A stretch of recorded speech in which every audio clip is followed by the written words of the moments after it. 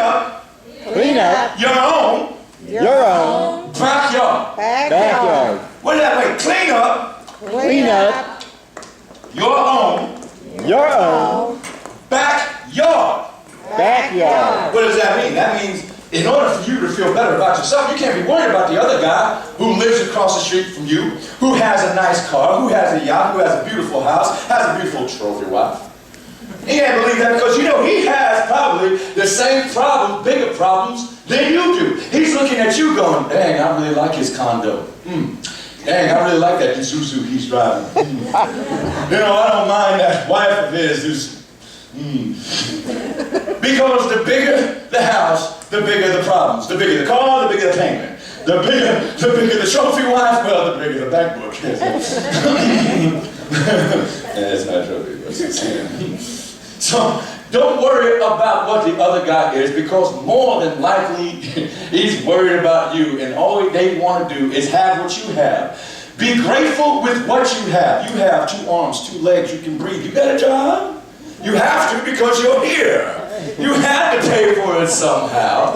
And you probably have insurance for your job, which means that, you know, when you get sick, you could have a little something for the doctor without having to go back, paying tens, and $20s, and $30s, and $1,000. There are a lot of people that are worse off. So don't worry about their backyard, because I tell you what, their backyard probably smells just as bad. Clean up! Clean up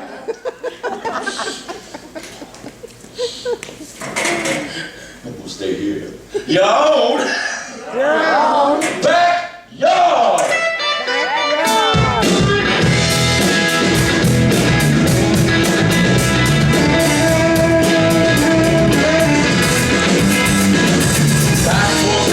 Preaching that ain't acting like you know you don't dare. Shaking his face and speeching that ain't shouting from the soapbox like it. Come Sunday morning, he's lying in bed with his eyes all red with the wine in his head, wishing he was dead when he ought to be headed for Sunday school. Clean up your own backyard.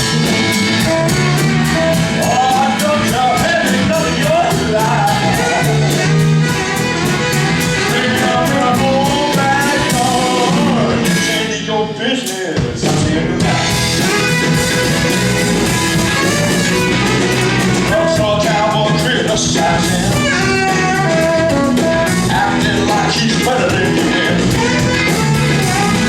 Shaking his face and supervising. Telling everybody how they want to. Close the time most every night. He likes them tight and out goes the light. And he just set aside of the cheats on his wife and he's looking for you. Clean up your own backyard.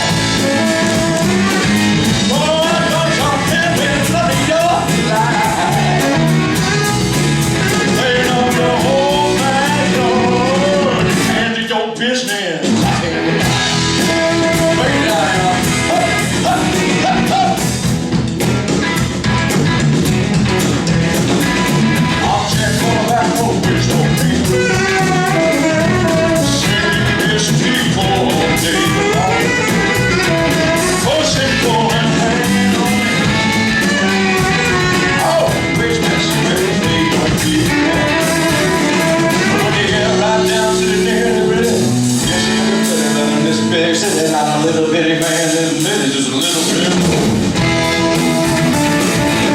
Clean up your whole backyard. Oh, don't you have to clean your backyard. Clean up your whole backyard. And your business. Clean up your whole backyard. And your business. I tend to mine.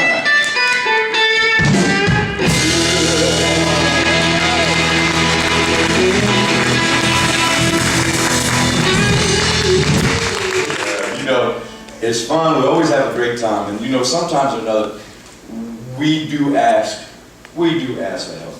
Well, we always do. Sometimes it's very hard to count our blessings, and we're constantly asking for help. And a lot of times, it's okay. But trust me when I tell you this, because you know, he knows what you ask for before you ask for it. He knows your prayers before you even say your first word. And the only thing he will tell you is to be still, patient. You will get what you need in his time. That's the most important thing you have to understand. We are very impatient people. When's Christmas? Oh, God, I can't wait. It's only 6 more months. I can wait. I can hold that. But as adults, you go, when's Christmas? Oh, God, we got to get the people. We got to get dinner ready. We got who's coming? The uncle's. Oh, God, no, he's not coming. No, I can't have him over. No, because I don't like his wife. That's why. No, I don't know. No. And those 2 kids, they can't. See again. It's all about trying to get these prayers answered. But unfortunately, some of those may not be answered. That's kind of self-induced. But it's okay. But there is times when you do need a job, or when you are trying to find an answer, and you do have to ask. As long as you're talking, the minute you stop talking is the minute you stop believing. So you just keep talking. Doesn't matter how you talk. Me and God, we got a way to talk. God, I always look. Y'all see Rocky? Come on, y'all ever see Rocky? Yep. Okay, Rocky is like Burgess Meredith. He's like my little trainer. So he talks like this the whole time. He says, come on, go get him, go get him, get him. That's the way my God talks like that. And then every now and then I'll go, yeah, you know, I can't do that anymore. You know? Yeah, I can't do it anymore. Yes, you can, yes, you can. Smokes 2 packs a day. But as long as I'm talking with him, and that's the most important thing. We are human, but we're also humane. But he's so perfect. And he's perfect in all of it. And I feel lucky and blessed that I am human and that I do make mistakes so that I can ask him for help.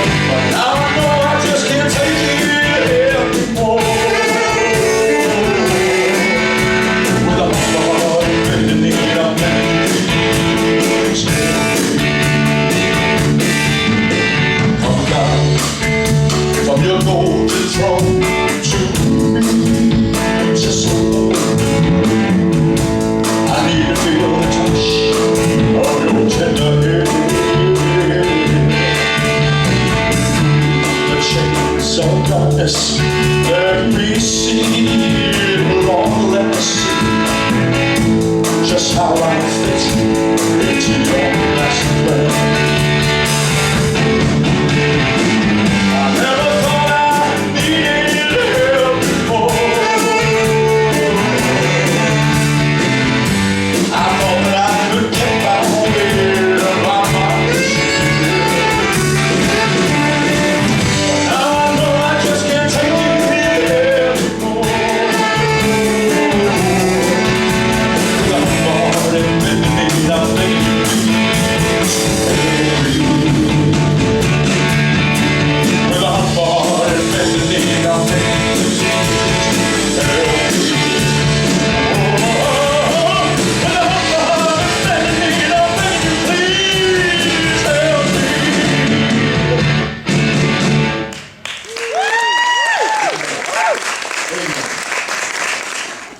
We talked about a lot of things.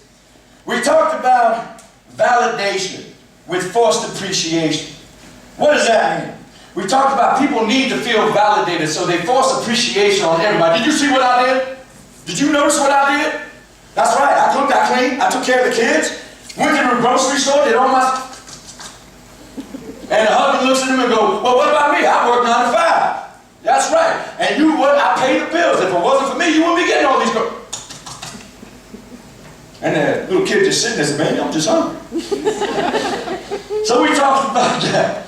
We talked about a lot of times we feel that we have to ask all the little things and all our problems. And sometimes when we ask ourselves, why me, Lord? Why me? He looks down at you and he says, why not you? Why not you? Because each and every one of you make an impact, bigger impact than you truly imagine or even comprehend. Truly embrace. We also talked about how a lot of times we want people to notice us. We want people to appreciate us. But let me tell you, the best way to be appreciated is by someone telling somebody else about you. Home run. You got your validation. You got your validation. When somebody comes up to somebody else and says, you know, I met Hat Boy's wife and she is 1 in a million. Woo! Validation. Don't have to worry about doing that anymore. Don't have to worry about doing that anymore. We talked about having a great attitude. And the wonderful thing about having a bad attitude is that no matter how bad, depressed, or sad you are, don't let on to the other person. Don't let on to the other person. If the person asks you how you doing, no matter what type of day you got, you smile wide like this with butt smiles too. Say, I'm so great. I feel so good. The world is awesome. 5 seconds after you say it, you start believing it. I'm happy. Well, guess what you just did? You made the other person happy. You made, wow, that Jackie's always in a good mood. My story, I'm a little ADD, so I have to go sometimes a long distance out of the way to come back short distance correctly. But it all makes sense at the end. I have a Maltese called JJ. Now, for all of you who already know the story, it's such a wonderful story, I'm going to tell you again. JJ is a little Maltese, it's about 7 pounds wet. And he loves life like you would never believe. He will wake up, first thing I do with my eyes open, he's there.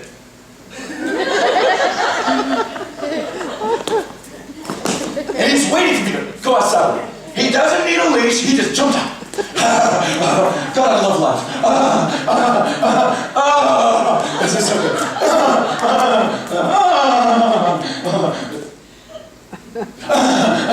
And then he'll go straight to the bowl. Oh, this stuff is good. What is this? That's stuff. Did you buy that yesterday? That tastes so good. That tastes the flavor. And then okay, let's stop playing. He takes Puggle, he takes a little pissy. And the Bichon doesn't even want to get off me. Get off me, I don't want to talk to you. I love it, it's fun. Okay, I'll get off you. I'll play with you, I'll go back.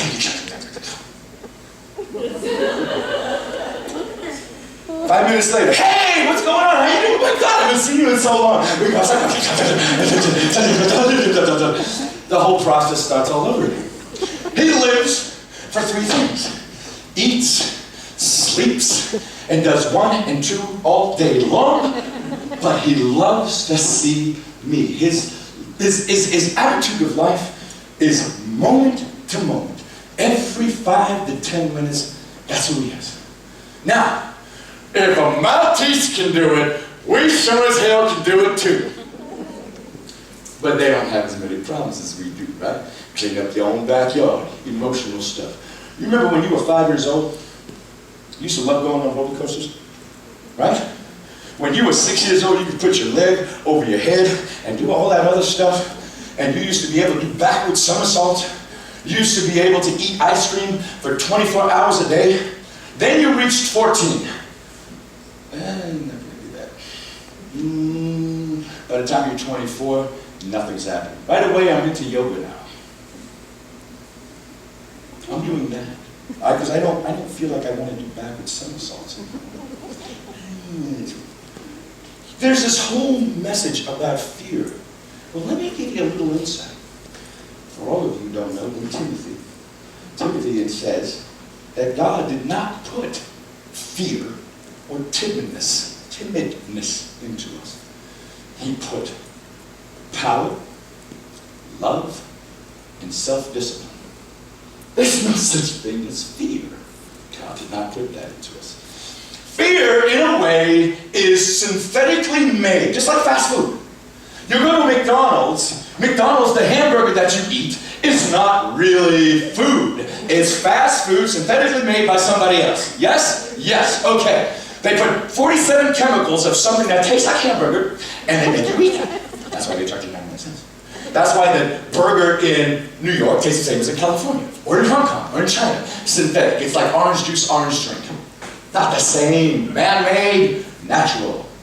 God did not put fear. Fear is synthetic, power, natural. Timidness, synthetic, love, natural. Self-discipline, natural. Then why is it that we're always tempted? Why do we always feel tempted to doing something when we are built with this self-discipline mechanism? We eat, we sleep, we do one, two, and all day long. All night long. That's what we do. That's what we do. But sometimes there are other things we want to do. Other things we want to do. Which is fine. We're human. We're not the animals like my dogs are. My girlfriends. That's right. That's right. The whole idea is what I think where we start developing our low self-esteem and insecurities is we start listening to that small voice. Hello? Hi, this is fear calling. Yeah, man, you can't do that. You know you can't do it. You're too small. Yeah, you're flat-footed. Yeah, you can't sing, you can't dance. I'm just telling you that. Anyway, this small voice inside of your head has gotten bigger and bigger and bigger and bigger and bigger and bigger and bigger and bigger and bigger. So you're listening to this small voice when you should be listening to this higher power of enlightenment, this higher power of empowerment. You know, the funniest thing I hear a lady say, you girls love this, I need to lose 5 pounds. You've been losing 5 pounds for the past 20 years. You're probably 100 pounds lighter than you were. You've lost 2 people.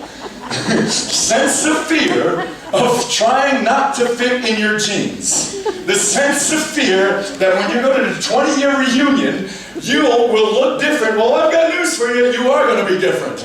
You are going to look different. You are going to be different. You're probably going to sag a little bit. Not a problem.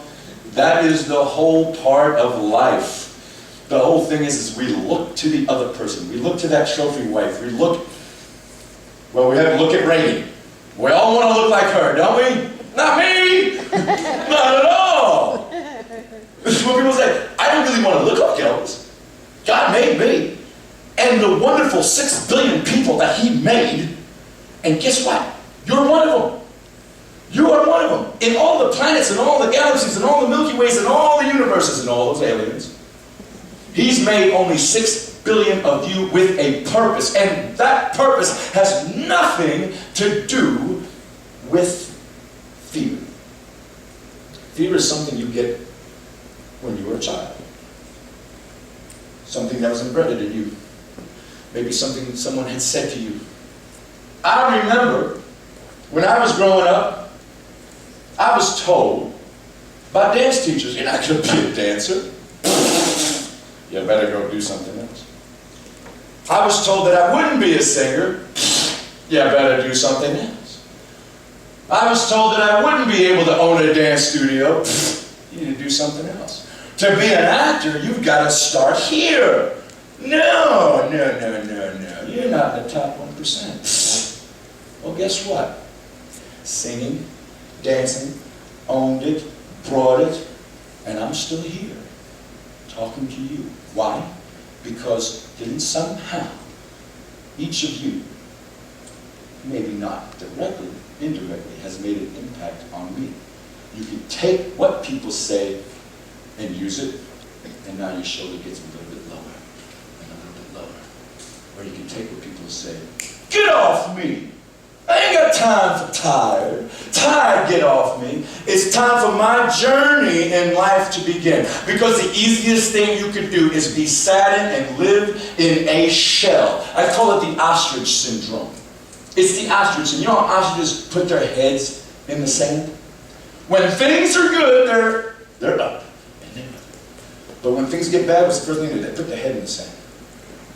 That's why when you hear me talk, I always tell you, I got this. I don't need to put my head in the sand. Because there is no fear in trying or asking. Sometimes I look at all of you people, especially the ones sleeping back there.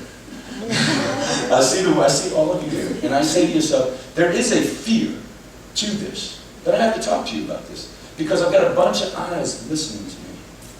But you've got to take a chance, because one or two of you will come out of here saying, damn! You know, I might not like to sing it, but his message looked good. Maybe his shirt even looked better, and the Jews look great.